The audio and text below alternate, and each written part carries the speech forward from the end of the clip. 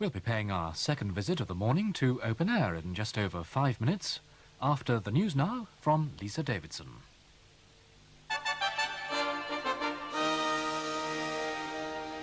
From the newsroom, the main stories at 11 o'clock. Shares have steadied on the London Stock Exchange after a sharp drop at the start of trading this morning. The 100-share index opened down 157 points after Friday's collapse on Wall Street led to overnight falls in the Far East. However, the index has recovered slightly to stand at just under 2,100 points. The slump has put renewed pressure on the pound, which is down by almost 3 pfennigs against the German mark. The London dealers arrived at work this morning knowing that the Tokyo stock market had fallen overnight by under 2%, less than feared. But at first, the city appeared to be in another Black Monday mood. Long before the official opening, share prices were suffering big falls, with analysts calculating that the 100-share index was down by as much as 180 points. Shares in companies that had been thought takeover targets were worst hit. But by 9 o'clock, there'd been a modest recovery, with some buying of shares now considered bargains.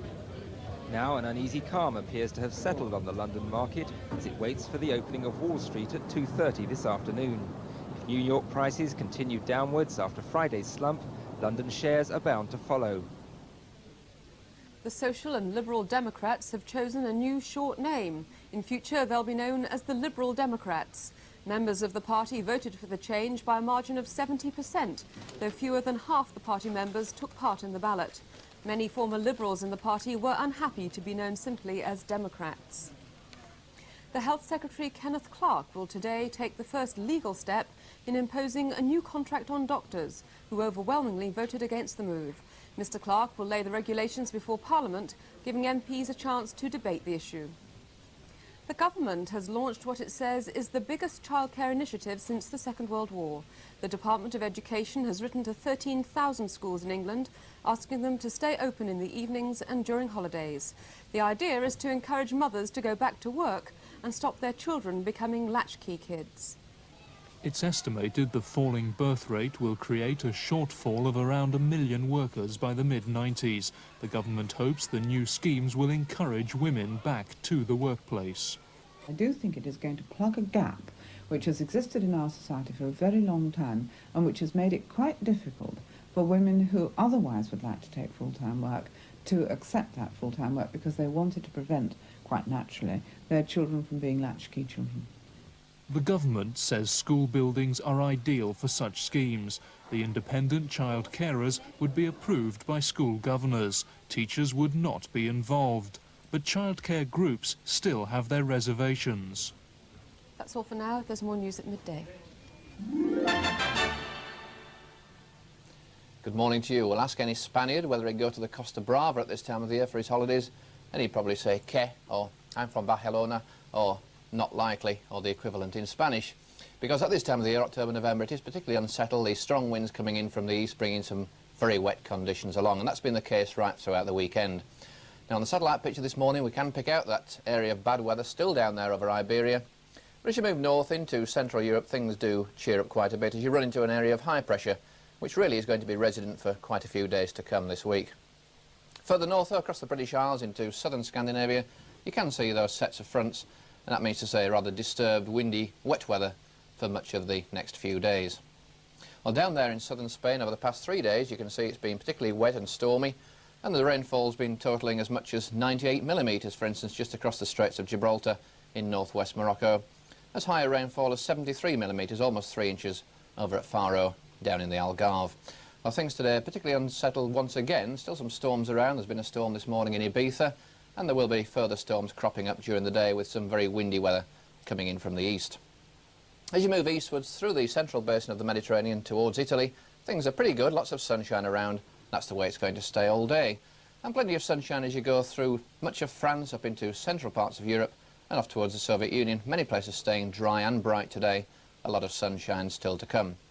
But it has been very unsettled through the Black Sea down into Turkey and Greece of late, and still some fairly heavy showers around there for the next day or two, those showers continuing to feed across into Cyprus.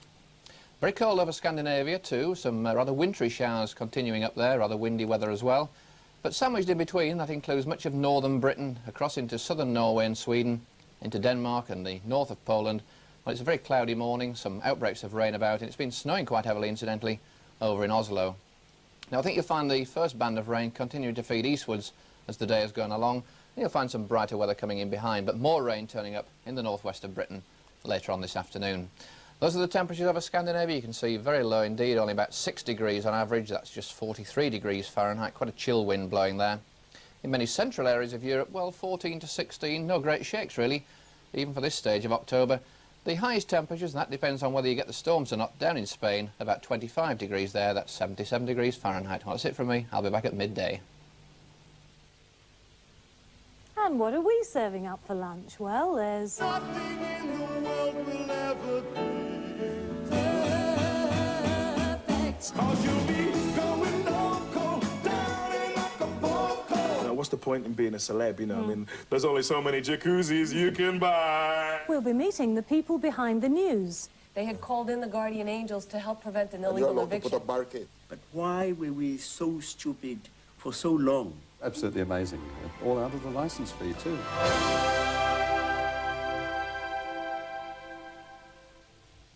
Now for our second rendezvous with Eamon Holmes, Gloria Hunniford and Jane Irving, tackling controversial and topical issues in a new series of Open Air.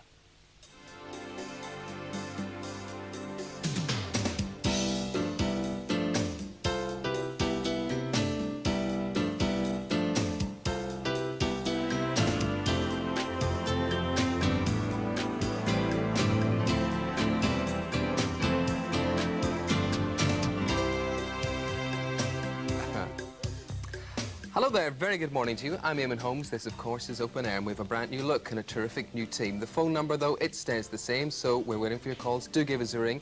061 if you're outside Manchester, 814 only 80424. Nearly forgot it there. You can tell it's the start of a new series. And only too glad to speak to you this morning will be my new partners, who you may have seen in the early edition, Gloria Hunniford and Jane Irving. What do you think of it so far? Good morning, Eamon. I must say it's been terrific watching all the telephone calls coming in. I spend half my life on the phone anyway, so it's wonderful to work with phones. It's great. And it's brilliant that you can actually join in our conversation. It's wonderful. Yeah, the thing is, Gloria, you're supposed to take the calls, not make them. You've got to make that clear, OK? At your expense, yeah.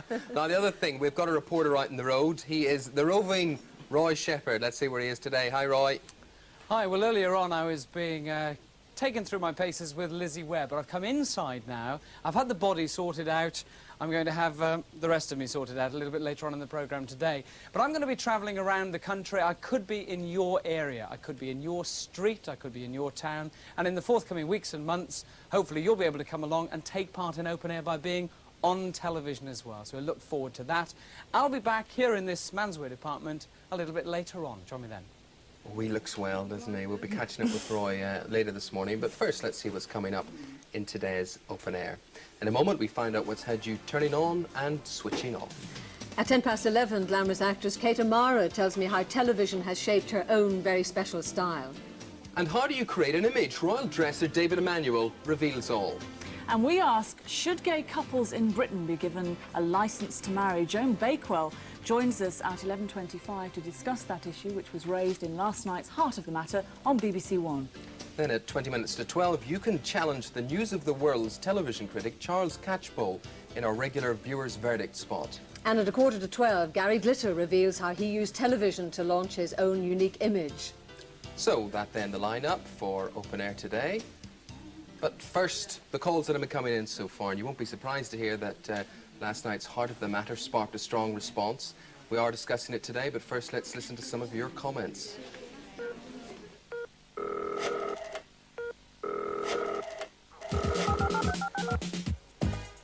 I thought the Heart of the Matter programme was excellent.